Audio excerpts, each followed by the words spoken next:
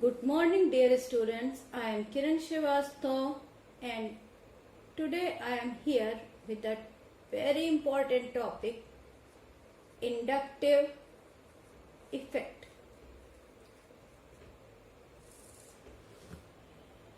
बच्चों, ये inductive effect मैंने पहले भी अपने वीडियो में कहा है कि ये बेसिक प्रिंसिपल यानी कि जीओसी के टॉपिक से, और ये टॉपिक बहुत इंपॉर्टेंट है।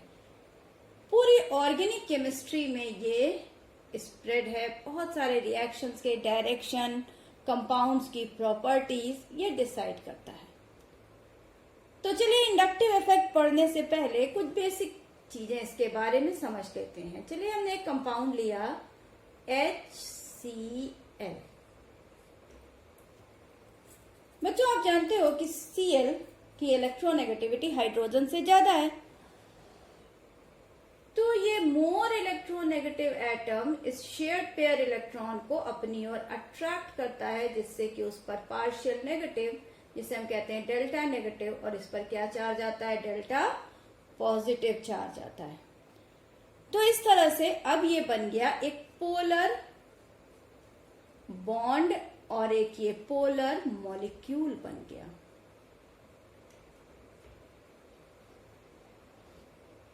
तो ये तो एक इनऑर्गेनिक कंपाउंड है। ये प्रोसेस ऑर्गेनिक में भी हो सकती है। चलिए हम एक ऑर्गेनिक ग्रुप लेते हैं, जैसे कि आप सब जानते हो ये है मिथाइल ग्रुप। इसमें कार्बन की 3 वैलेंसी सेटिस्फाइड है हाइड्रोजन से, and 1 of the valency satisfied by it is chlorine. तो chlorine is more electronegative than carbon, so it will attract electron pair, hence chlorine will get negative charge, partial negative, and carbon will get partial positive charge। फिर ये एक polar bond बन गया और ये एक polar molecule बन गया, राइट। अब यही चीज अगर हम एक कार्बन चेन में देखेंगे तो एक बॉन्ड है, ठीक है, हो गया। अब इसी चीज को अगर हम एक कार्बन चेन में देखें तो कैसा दिखता है। चलिए अब मैं इसके नीचे ही दिखा रही हूं। ये कार्बन कार्बन कार्बन चेन है। ये मैंने कार्बन स्केलेटन शो किया है, केवल हाइड्रोजन से इसकी वैलेंसी सेटिस्फाई नहीं किया है। तो इस कार्बन चेन में one end has fluorine atom और it may be an strong electronegative group. तो ये स्ट्रॉन्ग इलेक्ट्रोनेगेटिव ग्रुप, जिसकी इलेक्ट्रोनेगेटिविटी कार्बन से ज्यादा है, ये अट्रैक्ट करेगा कार्बन की electron density, sigma electron density अपनी तरफ। So that's why this fluorine atom gets negative charge and carbon atom gets positive charge.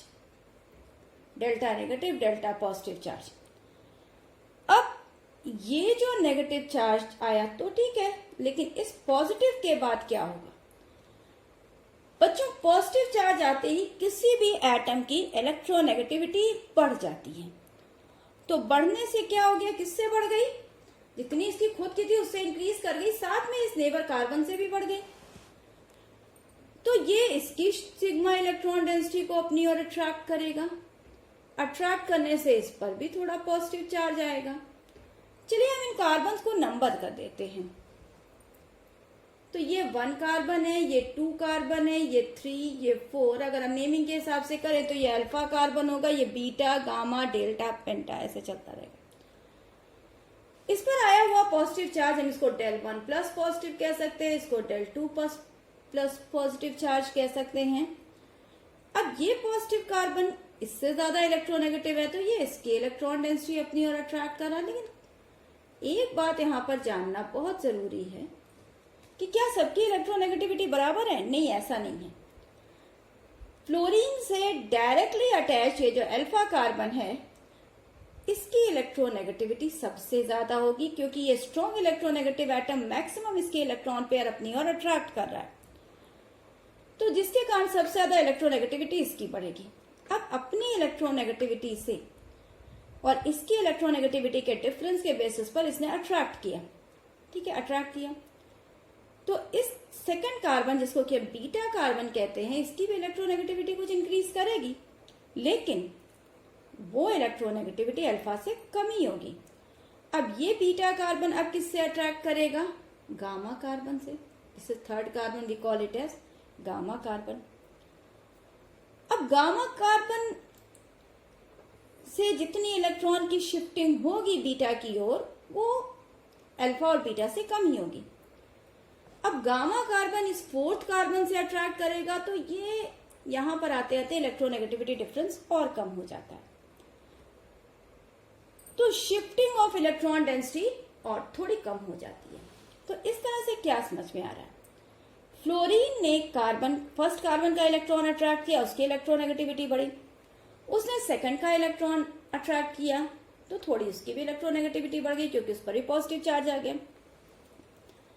अब इसने थर्ड कार्बन से अट्रैक्ट किया, उसकी भी इलेक्ट्रोनेगेटिविटी बढ़ी, और उसने फोर्थ धीरे धीरे इफेक्ट खत्म हो जाता है. ये हार्डली 3-4 कार्बन तक रहेगा, उसके बाद ग्रेजुअली डिमिनिश हो जाता है.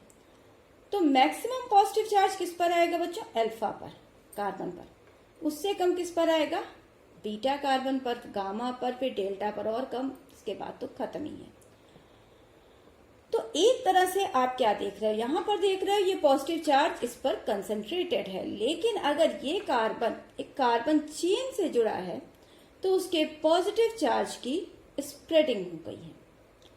अल्फा से चार्ज डेंसिटी बीटा को ट्रांसफर हुई, बीटा की कुछ चार्ज डेंसिटी गामा को ट्रांसफर हुई, गामा की डेल्टा को, और धीरे धीरे charge density, positive charge density reduce करती जाती है, इसलिए इसका इफेक्ट खत्म हो जाता है. ये फिनोमेना ही क्या कहलाता है? Inductive effect. तो अगर हम इसको डिफाइन करें तो इंडक्टिव इफेक्ट ये क्यों आ रहा है? इंडक्टिव इफेक्ट क्या है? Partial shifting of sigma electron density towards more electronegative atom. जितना इलेक्ट्रोनेगेटिविटी में डिफरेंस होगा, उसी के प्रोपोर्शन में इलेक्ट्रॉन डेंसिटी शिफ्ट होती है. तो इंडक्टिव इफेक्ट क्या है? अगर आप इसको डिफाइन करते हो तो कैसे लिखोगे? It is partial shifting of sigma electron density towards more electronegative atom. ठीक है, एक ये सबसे इंपॉर्टेंट इसकी डेफिनेशन होगी. ये पॉइंट नंबर 1. पॉइंट नंबर 2 क्या है? It is permanent effect. ऐसा नहीं कि अभी हुआ और फिर खत्म हो गया. It is permanent effect. ये इसका सेकंड इंपॉर्टेंट पॉइंट है. और ये थर्ड जो इसका इंपॉर्टेंट पॉइंट है, इंडक्टिव इफेक्ट डिस्टेंस के साथ डिक्रीज कर जाता है. So it is affected by distance. और आप क्या कह सकते हो? decreases with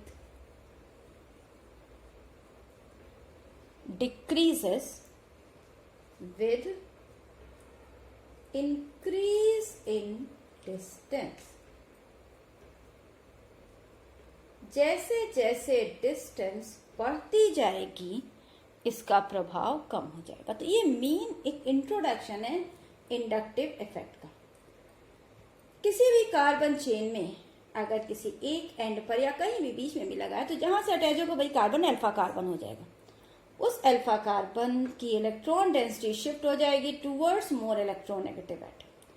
अगर वो अल्फा कार्बन किसी कार्बन चेन से जुड़ा हुआ है, बॉन्डेड है, तो उस पर जो आया पॉजिटिव चार्ज है वो चेन में आगे स्प्रेड करता है. क्यों? क्योंकि एक कार्बन दूसरे की इलेक्ट्रॉन डेंसिटी अट्रैक्ट करता है, दूसरा तीसरे से अट्रैक्ट करता है, लेकिन ये अट्रैक्टिंग पावर ग्रेजुअली रिड्यूस हो जाती है. तो हम ये कहते हैं इंडक्टिव इफेक्ट हार्डली 3-4 कार्बन तक जाता है, और उसके बाद इसका इफेक्ट खत्म हो जाता है. ठीक है बच्चों, तो इतनी बात समझ में आई है. अब हम इसके आगे के पार्ट पर चलते हैं. चलिए हम इस चेन को दोबारा बनाते हैं.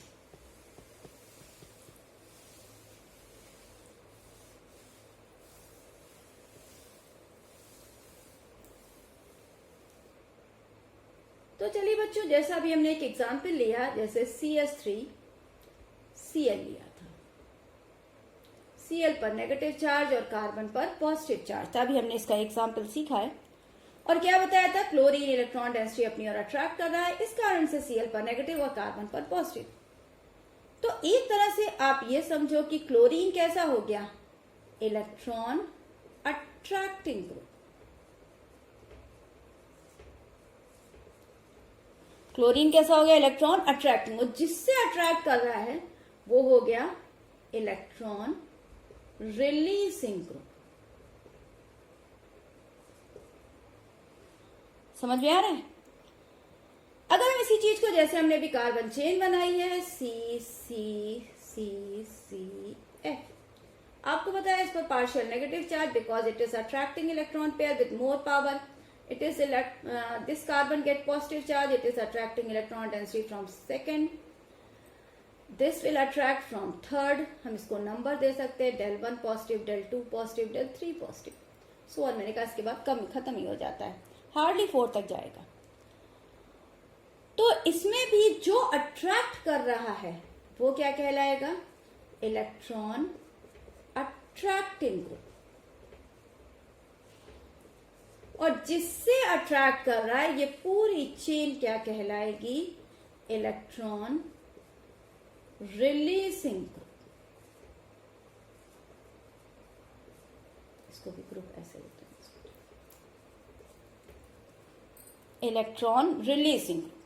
ठीक है, तो इस तरह से हम इंडक्टिव इफेक्ट के 2 पार्ट देखते हैं. चलिए मैं ऊपर वाला यहां से हटा रही हूं क्योंकि आपको electron attracting electron releasing clear हो गया. तो हम क्या कह सकते हैं, ये वाला हटा रही हूं मैं, इससे आपको क्लियरली समझ में आ जाए. हम आई इफेक्ट, इंडक्टिव इफेक्ट को क्लासिफाई करते हैं 2 ग्रुप्स में. One is electron attracting group which is called as minus I group.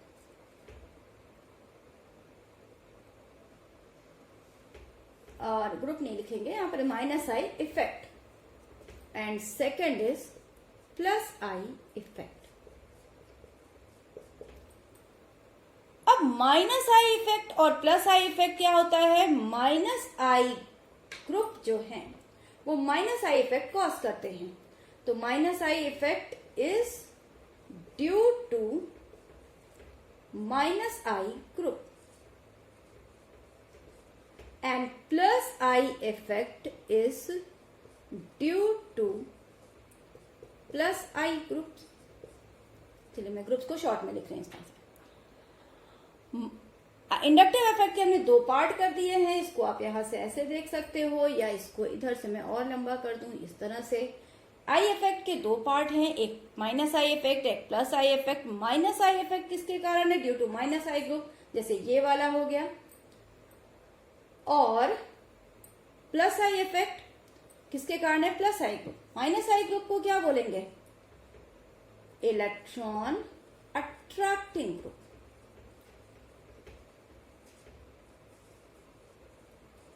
और प्लस आई को क्या बोलेंगे, जैसा आपने ये देखा है, electron releasing group.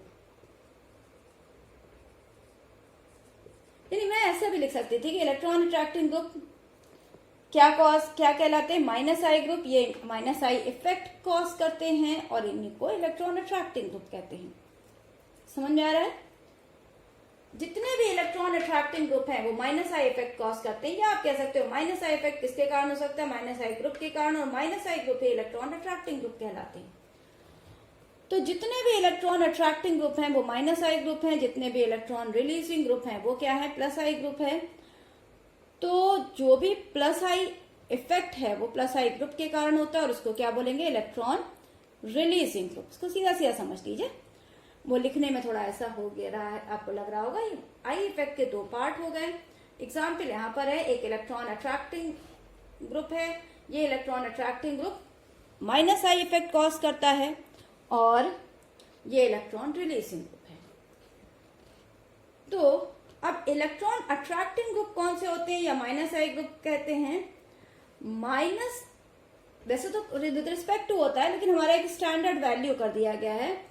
Minus I group have electronegativity है, En क्या electronegativity more than hydrogen, and plus I groups have electronegativity lesser than hydrogen. हमने हाइड्रोजन को एक स्टैंडर्ड न्यूट्रल एटम बना लिया है। जिनकी इलेक्ट्रोनेगेटिविटी हाइड्रोजन से ज्यादा है वो सारे क्या कहलाएंगे, माइनस आई ग्रुप, और जिनकी इलेक्ट्रोनेगेटिविटी हाइड्रोजन से कम है वो प्लस आई ग्रुप कहलाएंगे। Minus I group minus I effect cause करते हैं, plus I group plus I effect cause करते हैं।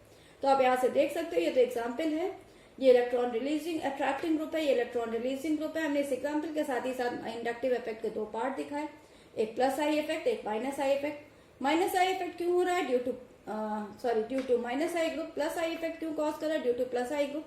प्लस आई ग्रुप को क्या बोलते हैं, इलेक्ट्रॉन रिलीजिंग ग्रुप, और माइनस आई ग्रुप क्या होते हैं, इलेक्ट्रॉन अट्रैक्टिंग ग्रुप। माइनस आई ग्रुप की इलेक्ट्रोनेगेटिविटी हाइड्रोजन से ज्यादा होती है और प्लस आई ग्रुप की इलेक्ट्रोनेगेटिविटी हाइड्रोजन से कम होती है। तो प्यारे बच्चों, अब हम इसके आगे आपको ले चलते हैं, हम आपको एक सीरीज दिखाते हैं जिसमें कि इलेक्ट्रोनेगेटिविटी के बेसिस पर माइनस आई ग्रुप्स को अरेंज किया गया है। ठीक है, तो now the next topic is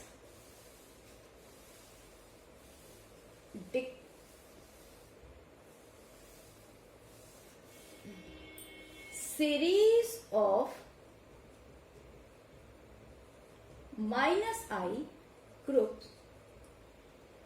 क्या है ये minus I group, on the basis of decreasing electronegativity और minus I effect. Series of minus I groups according to their minus I effect. This is according to their minus I effect. Is it possible? तो चलिए हम इस series में आपको दिखाएंगे, उसके आगे हम एंड में प्लस आई में भी एंटर कर जाएंगे। तो इस सीरीज का सबसे स्ट्रॉन्ग माइनस आई ग्रुप है NF3+। चलिए इस NF3+ को, ये नहीं विजिबल है, सॉरी, NF3+। NF3+ का मतलब क्या हो गया कि अभी मैंने बताया था कि जितने पॉजिटिवली चार्ज एटम होते हैं या ग्रुप होते हैं उनकी इलेक्ट्रोनेगेटिविटी ज्यादा होती है क्योंकि उनके पास इलेक्ट्रॉन डिफिशियंसी होती है, और जितने नेगेटिवली चार्ज ग्रुप होते हैं उनकी इलेक्ट्रोनेगेटिविटी कम होगी। तो बस इसी ऑर्डर में न्यूट्रल ग्रुप इनके बीच में आते हैं। तो देखिएगा, सबसे पहले NF3+ है, फिर हम क्या लिख रहे हैं, NH3+। आप इस बीच में NCl3+ वगैरह सब अरेंज कर सकते हैं। फिर आता है NO2 और फिर है साइनाइड। देखो बच्चों, आपको याद भी कर सकते हो, पूरे नाइट्रोजन वाले हैं। इसके बाद आते हैं कुछ acidic group, SO3H, sulphonic acid group. This has more electronegativity और more minus I effect than aldehydic group CHO. This has more than ketonic group. चलिए ये लाइन वाइज लाइन ऐसे लिख रहे हैं, इससे क्या आप इसको इतने छोटे छोटे स्टेप्स में याद करो। फिर आ रहा है हमारा कार्बोक्सिलिक ग्रुप। अब यहां पर पूरे इस लाइन में एसिड और एसिड डेरिवेटिव्स रहेंगे। फिर आएगा CONH2। चलिए हम एसिड यानी कार्बोनिल ग्रुप वाले से आगे बढ़ते हैं। यहां के बाद आता है हमारे पास फ्लोरीन। देन क्लोरीन, हेलोजेंस की लाइन आ गई, ब्रोमीन, और फिर क्या आ गई, आयोडीन। ये छोटी छोटी लाइंस में मैं लिख रही हूं जिससे आपको इससे आसान हो जाएगा याद करना। इसके बाद हम आते हैं OH, फिर OR, इसके बाद आएगा C ट्रिपल बॉन्ड CH। आप जानते हो बच्चों कि ये जो ट्रिपल बॉन्डेड कार्बन होते हैं इनकी इलेक्ट्रोनेगेटिविटी बहुत ज्यादा होती है क्योंकि ये sp हाइब्रिडाइज्ड कार्बन होते हैं। इनमें बहुत ज्यादा s कैरेक्टर होता है, 50% s कैरेक्टर होता है। इसके बाद आएगा हमारे पास NH2 group which has electronegativity nearly equal to C6H5, लेकिन मैं थोड़ा ग्रेटर करके लिख रही हूँ। बहुत से आपको ऐसा मिलेगा कि ये थोड़ा ग्रेटर देन और इक्वल टू C6H5 होता है। आफ्टर दैट हमारे पास आएगा CH डबल बॉन्ड CH2, हम इसका एक एच हटा के इसकी एक फ्री वैलेंसी के रूप में शो कर देते हैं। मान लीजिए किसी से बॉन्डेड है, यानी कि डबल बॉन्डेड कार्बन आ गया। इसके बाद प्यारे बच्चों आएगा H। जैसा कि मैंने कहा न्यूट्रल है। इसके बाद आते हैं एल्काइल ग्रुप, और एल्काइल ग्रुप के बाद आएंगे एनायन, जैसे O-, S-, कहीं से बॉन्डेड होंगे। एल्काइल ग्रुप और ये पूरा पार्ट किस में आ जाएगा? +I groups. समझ रहे हैं? हाइड्रोजन जो है ये न्यूट्रल एटम है, इसके पहले के सारे क्या हो गए? -I groups. तो ये आपको याद रखना। देखिए एनायंस तक पहुंचते पहुंचते हम +I इफेक्ट में आ गए हैं, तो इतना तुमको अच्छी तरह से याद रखना। ये सीरीज तुमको याद रखना। बहुत सारी प्रॉपर्टीज, बहुत सारे नेचर्स, बहुत सारी रिएक्शन की प्रोसेस, इन्हीं की कंपैरेटिव रिएक्टिविटी पे डिपेंड करती है। कितना -I इफेक्ट है तो उसका नेचर कैसा होगा, किस +I इफेक्ट है तो नेचर कैसा होगा।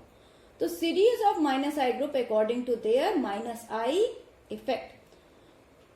तो हमने ये डिक्रीजिंग ऑर्डर में ये सीरीज लिखी है। मैंने वहां लिखा नहीं हेडिंग में, लेकिन ये आपको ग्रेटर देन का सिंबल देखकर समझ में आएगा कि this has more -I effect than this and so on. ये चलता जाएगा and up to hydrogen all are -I and after that they are +I. So now after this we will start, ये पूरा डिक्रीजिंग ऑर्डर में था, तो series of -I group according to their decreasing, चलिए मैं यहां पर एक वर्ड डाल देती हूँ, according to their decreasing -I effect. तो आपको और क्लियर हो जाएगा। ठीक है बच्चों, इतना समझ में आया। अब हम आएंगे आगे, हमारा जो नेक्स्ट टॉपिक होगा वो होगा decreasing order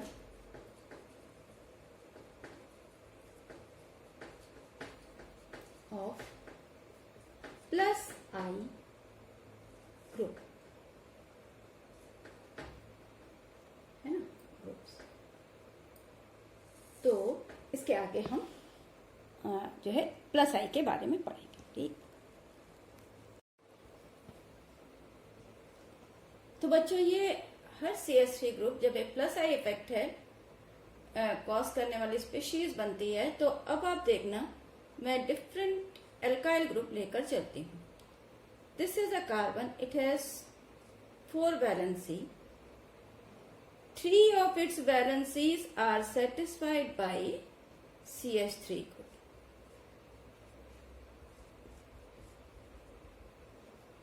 So in this way it becomes a tertiary halide. मैं फिर से लिख रही हूँ, क्लियर नहीं आ रहा। This is C.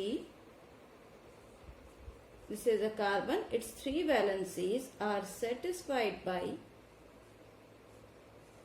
methyl group, or it may be any alkyl group. So ये एक CH3 हट जा रहा है और ऐसे लिखा जाए। ठीक है, हाँ अब क्लियर। तो इस तरह से ये एक टर्शियरी ग्रुप बन गया।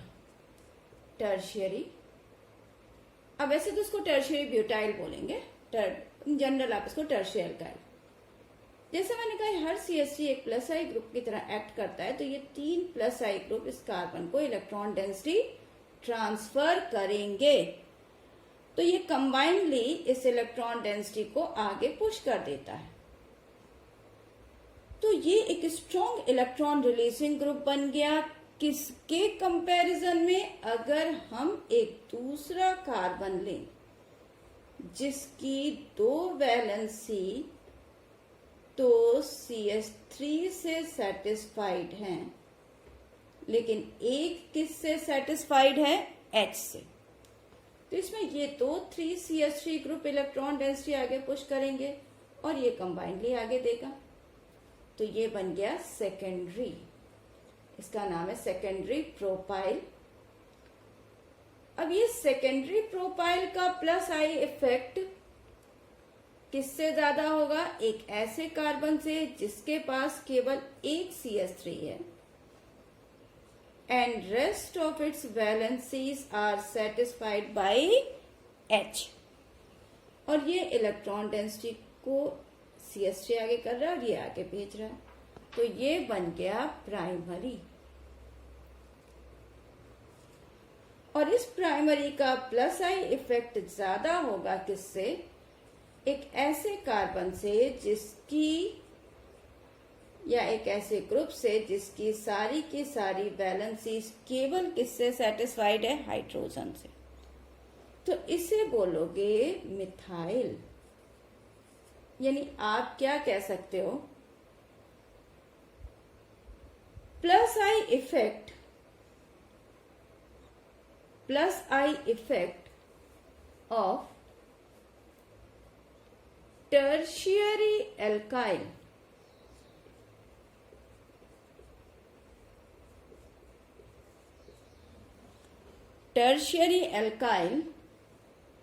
is more than secondary alkyl, and this is more than primary alkyl, and this is more than methyl CH3। समझ में आ रहा है? तो जितनी लंबी चेन होगी, जितनी ब्रांच चेन होगी, या ब्रांचिंग अल्फा कार्बन से जितना क्लोजर होगी, प्लस आई इफेक्ट ज्यादा होगा। जैसे कि मैंने पहले ही कहा है कि प्लस आई ग्रुप या प्लस आई इफेक्ट डिस्टेंस से प्रभावित होता है। तो जितना क्लोजर होगा उतना अल्फा कार्बन से उतना ज्यादा प्लस आई इफेक्ट लगेगा, और जितना दूर होगा उतना कम प्लस आई इफेक्ट लगेगा। तो ये है अल्फा कार्बन। ये चलिए मान लिया किसी ग्रुप से जुड़ा हुआ है, तो इस अल्फा कार्बन से 3 एल्काइल ग्रुप जुड़े हुए हैं तो इसका प्लस आई इफेक्ट ज्यादा है। इसमें 2 एल्काइल ग्रुप जुड़े हैं तो उसका थोड़ा उससे कम है। इसमें 1 जुड़ा है और इसमें 1 भी नहीं जुड़ा है। तो ये तो इस तरह से हो गया प्लस आई इफेक्ट का ऑर्डर। हमेशा याद रखना, tertiary greater than secondary, greater than primary and greater than methyl. इसके बाद आने में एनायंस आ जाते हैं, जैसे O माइनस लगा है, S माइनस किसी ग्रुप में लगा हुआ है, एटसेट्रा। तो बच्चों अब हम आपके पास लेकर आ रहे हैं कि आप ये सोचोगे कि हम इंडक्टिव इफेक्ट पढ़ा क्यों रहे हैं। तुमने शुरू में ही कहा कि इंडक्टिव इफेक्ट पूरे ऑर्गेनिक केमिस्ट्री में हर जगह स्प्रेड है, हर कॉन्सेप्ट इस पर बेस्ड है, इसके बहुत सारे एप्लीकेशंस हैं। तो अब तुम देखोगे कि इसके एप्लीकेशंस क्या क्या हैं। तो अब हम आपको दिखाते हैं application of inductive effect.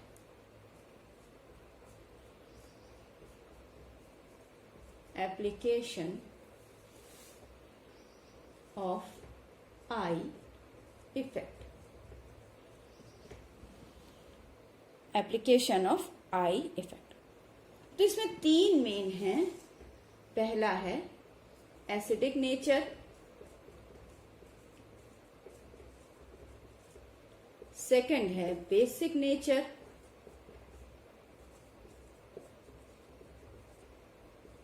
And third है रिएक्टिविटी। अब बच्चों ये जब रिएक्टिविटी की बात करते हैं तो रिएक्टिविटी तो इंडक्टिव इफेक्ट से सब्स्टिट्यूशन रिएक्शन में तो बहुत ही ज्यादा इफेक्टेड होती है। एडिशन में भी इसका यूज होता है बहुत सारे प्लेसेस पर। तो रिएक्टिविटी तो आप बहुत सारे रिएक्शंस में मैं आपको बताती चलूंगी। फिलहाल अभी हम आपको ये 2 टॉपिक करा रहे हैं 1 बाय 1, एक एसिडिक नेचर और एक क्या हो गया, बेसिक नेचर। तो पहले हम देखते हैं एसिडिक नेचर। नोट कर लिया, इसको नोट कर लीजिए फटाफट। तो अब आते हैं हम एसिडिक नेचर। एसिडिक नेचर का मीनिंग आप कैसे समझोगे? अगर मैं आपको एक सिंपल सा एग्जाम्पल दूं कि CH3COOH और CH3CH2COOH में कौन सा ज्यादा एसिडिक होगा? तो हम आपको एक सीधा कॉन्सेप्ट बताते हैं। जितना ज्यादा इसमें CH3CH2 दो प्लस आई ग्रुप है, इसमें CH3 है, जितना ज्यादा प्लस आई ग्रुप होगा एसिडिक नेचर कम होगा। और अगर मैं इसमें एक और ऐड कर दूं HCOOH, तो इसके पास तो एक H न्यूट्रल एटम है, तो ये सबसे ज्यादा एसिडिक होगा। लेकिन इस तरह से आपको सिखाना या रटाना एक अलग चीज होती है, लेकिन उसको कॉन्सेप्ट से समझना एक दूसरी चीज होती है। तो अगर हम इसमें देखें, एक ऑर्डर करें ABC, तो सबसे ज्यादा एसिडिक स्ट्रेंथ किसकी है? C की, फिर A की, और फिर किसकी आएगी? B की। अब ऐसा क्यों है, रीजन क्या है, देखने को तो आपको समझ में आ रहा है। यहाँ पे कोई भी प्लस आई ग्रुप नहीं है, यहाँ पर एक प्लस आई ग्रुप है और यहाँ पर थोड़ी लंबी चेन है CH3CH2 पे, तो जितना प्लस आई इफेक्ट होगा एसिडिक नेचर कम हो जाएगा। इस तरह माइनस आई इफेक्ट जितना ज्यादा होगा एसिडिक नेचर बढ़ जाएगा। तो चलिए इस चीज को हम आपको प्रॉपर फॉर्म में एक्सप्लेन करते हैं। आप एक चीज तो हमेशा याद रखो, माइनस आई इफेक्ट हमेशा effect in a compound increases acidic nature. जितना ज्यादा माइनस आई इफेक्ट होगा किसी कंपाउंड में, उसका एसिडिक नेचर बढ़ जाएगा।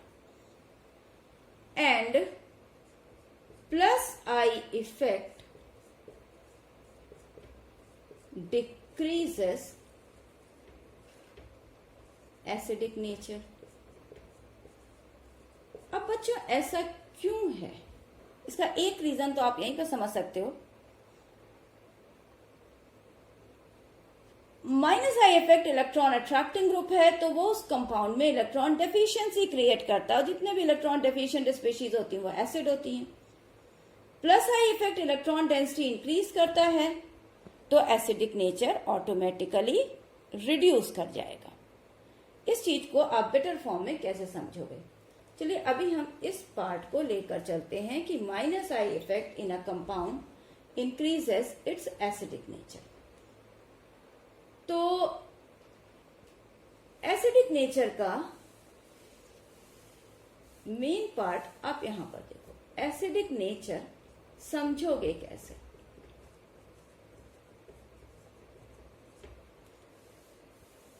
जैसे अब कोई भी एसिड है, हम इसको HA के टर्म में डिनोट करते हैं।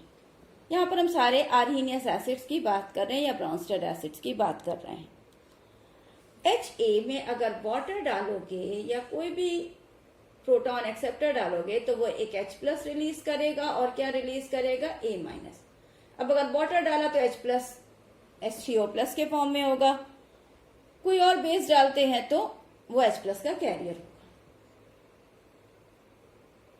कोई भी कैटायन या कोई भी एनायन एक अनस्टेबल स्पीशीज होती है, क्योंकि प्रोटॉन को तो कोई कैरी कर लेता है। जैसे मान लीजिए आपने यहां पर वाटर डाला, तो प्रोटॉन तो किस में कन्वर्ट हो जाएगा? H3O+ में। बच क्या रहा है? ये A-। किसी भी एसिड की एसिडिक स्ट्रेंथ इस एनायन की स्टेबिलिटी पर डिपेंड करती है। अगर एनायन मोर स्टेबल होगा तो एसिड के रिएक्शन का डायरेक्शन ज्यादा फॉरवर्ड डायरेक्शन होगा और वो स्ट्रॉन्ग एसिड होगा, है ना। तो पहला पॉइंट तो आप यही नोट कर लीजिए, if anion is more stable then acid will be stronger. अगर एनायन ज्यादा स्टेबल हुआ तो एसिड कैसा होगा? स्ट्रॉन्गर होगा. अब एनायन कैसे ज्यादा स्टेबल होगा? अब ये मैं दो एग्जाम्पल दे रही हूं. या एग्जाम्पल से पहले आप एक चीज याद रखो, स्टेबिलिटी, ये फर्स्ट पॉइंट हो गया. Second, stability of anion is reciprocal to its negative charge density.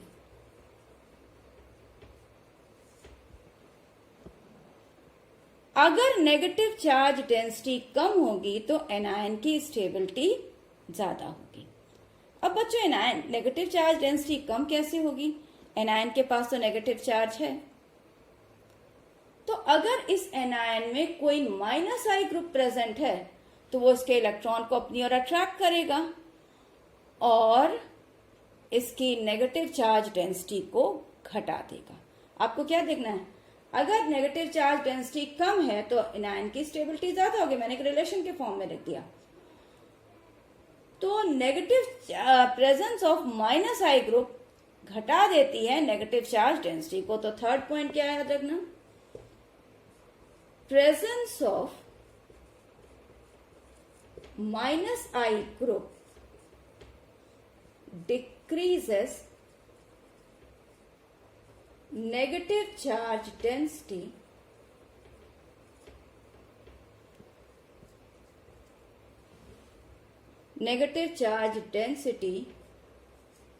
of anion and increases its stability। अब हम इसको एक आसान तरीके से भी आपको सिखा देते हैं अभी, लेकिन जो मेन पॉइंट है वो याद रखना। कोई भी एसिड की स्ट्रेंथ कौन डिसाइड करता है? उसका बनने वाला एनायन। अगर एनायन ज्यादा स्टेबल होगा तो एसिड स्ट्रॉन्गर होगा। एनायन की स्टेबिलिटी किस पर डिपेंड करती है? उसकी नेगेटिव चार्ज डेंसिटी। अगर वो ज्यादा होगा तो स्टेबिलिटी कम होगी, क्योंकि कोई भी पॉजिटिव स्पीशीज उसकी ओर अट्रैक्ट होगी।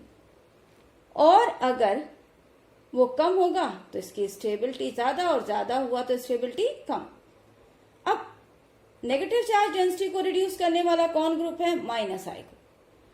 जितना स्ट्रॉन्गर माइनस आई ग्रुप लगा होगा वो एनायन उतना ही ज्यादा स्टेबल होगा। बस इतना सा समझना। तो बच्चों ये 3 पॉइंट आपके लिए बहुत इंपॉर्टेंट है कि एसिड की स्ट्रेंथ को डिसाइड करने वाला उसका बनने वाला एनायन की स्टेबिलिटी है। एनायन की स्टेबिलिटी को कौन बताता है? उसकी नेगेटिव चार्ज डेंसिटी। अब ये नेगेटिव चार्ज डेंसिटी माइनस आई ग्रुप के से भी कम हो सकती है, रेजोनेंस के कारण डीलोकलाइज हो सकती है, और प्लस आई ग्रुप के कारण बढ़ सकती है। तो हमें तो ये बढ़ाने वाला देखनी है ना, भी माइनस आई ग्रुप देख रहे हैं कि अगर माइनस आई ग्रुप होगा तो बढ़ जाएगी, सॉरी घट जाएगी, और अगर प्लस आई ग्रुप होगा तो नेगेटिव डेंसिटी बढ़ जाएगी। तो अब हम आपको एग्जाम्पल्स लेकर चलते हैं। आपको एक क्वेश्चंस भी कराते हैं और यहाँ पर एग्जाम्पल्स भी देखना। चलिए, हमारे पास एक कंपाउंड है CH3 या CH2Cl COOH। ए है ये। बी क्या कंपाउंड लिया हमने? CHCl2 COOH, और सी है CCl3 COOH। तो इन 3 कंपाउंड में आपको बताना है सबसे ज्यादा एसिडिक कौन है। अब देखिए ये Cl है। अब अगर इसने एक H+ हटा दिया तो ये माइनस हो गया एनायन। तो इस तरह से ये जितना स्टेबल होगा उससे ज्यादा स्टेबल कौन सा होगा? ये वाला, क्योंकि इसके पास 2 Cl है, और ये इसका एनायन सबसे ज्यादा स्टेबल होगा क्योंकि इसके पास 3 CH है। Cl। तो आप सीधा सा बस आप पहचानना सीख जाओ, जितने ज्यादा माइनस आई ग्रुप होंगे एसिडिक स्ट्रेंथ उतनी ज्यादा होगी। तो इस तरह से ऑर्डर क्या हो गया? C is greater than P greater than A। तो greater the number of minus I group greater is the acidic strength. समझ में आ रहा है? यानी कि माइनस आई ग्रुप, और we can say acidic strength is directly proportional to minus I effect। जितना ज्यादा माइनस आई इफेक्ट होगा एसिडिक स्ट्रेंथ उतनी ही ज्यादा होगी। रीजन कहां से आप देखोगे? एनायन से। तो आपने एक बार एनायन से देखा, समझ लिया कि जितना ज्यादा माइनस आई ग्रुप होगा उसका बनने वाला एनायन उतना ज्यादा स्टेबल होगा, तो ठीक है, एक बार समझ गए। अब आप याद पहचानिए कि जितने ज्यादा माइनस आई ग्रुप है सेम काइंड में, जितने ज्यादा माइनस आई ग्रुप है उतना ज्यादा माइनस आई इफेक्ट होगा और उतना ज्यादा उसकी क्या होगी, एसिडिक स्ट्रेंथ। नेक्स्ट एग्जाम्पल लेते हैं।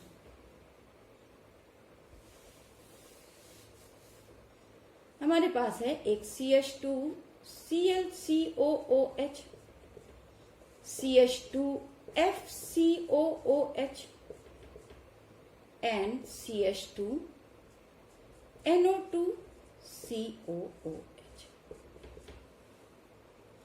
अब आप देखिएगा तीनों के पास माइनस आई ग्रुप तो है, इसके पास Cl है, इसके पास F है, इसके पास NO2 है। ये नंबर 1 है, ये नंबर 2 है, ये नंबर 3 है। नेक्स्ट क्वेश्चन है ये। तो आप क्या यहां पर पहचानोगे, सबके पास माइनस आई है, सबके पास एक ही माइनस आई ग्रुप है। अब यहां पर आप देखोगे किसकी स्ट्रेंथ ज्यादा है। यहां पर आपको सीरीज याद रखनी होगी। जब सीरीज में देखोगे तो शुरू में NO2 आता है, फिर F आता है, फिर Cl आता है। तो इस तरह से acidic strength of third is greater then second is greater then 1। अगर एक जैसे हैं तो आप उनका नंबर काउंट करो, अलग अलग हैं तो आप उनकी स्ट्रेंथ फाइंड आउट करो। कहां से फाइंड आउट करोगे, उस सीरीज से। समझ रहे हो इतना? Any doubt in this? If you feel any doubt you can write in message box. Next आप देखिएगा, ये डिस्टेंस पर है। CH3 CH2 CH2 COOH, ये क्वेश्चन है। इसमें यहां पर एक Br या चलिए Cl लगा देते हैं, Cl प्रेजेंट है, यानी कि इधर से alpha carbon beta carbon. Next में क्या है, CH2 Cl यहां प्रेजेंट है, CH2 CH2 COOH। थर्ड है CH3 CH2 CH Cl COOH। ये A B और ये C। तो बच्चों देखो इसमें Cl कहाँ प्रेजेंट है, ये अल्फा कार्बन है, बीटा कार्बन है, गामा कार्बन। तो अगर Cl अल्फा कार्बन के क्लोजर है तो इसका माइनस आई इफेक्ट सबसे ज्यादा होगा। अल्फा कार्बन के बाद बीटा पर है तो माइनस आई इफेक्ट कुछ कम हो जाएगा, और अगर गामा कार्बन पर आ रहा है तो माइनस आई इफेक्ट सबसे कम हो जाएगा। तो जितना ज्यादा प्लस आई इफेक्ट होगा, इतना ज्यादा माइनस आई इफेक्ट होगा, एसिडिक स्ट्रेंथ उतनी ज्यादा है। तो इसमें माइनस आई इफेक्ट मैक्सिमम है और इसमें कैसा है, लीस्ट है। तो ऑर्डर क्या होगा, C is greater than A is greater then B। तो इस तरह से बच्चों ये है माइनस आई इफेक्ट। अब हम इस तरह से प्लस आई इफेक्ट देखते हैं। चलिए हम अगला क्वेश्चन लेते हैं। इसी में थोड़ा सा Cl की जगह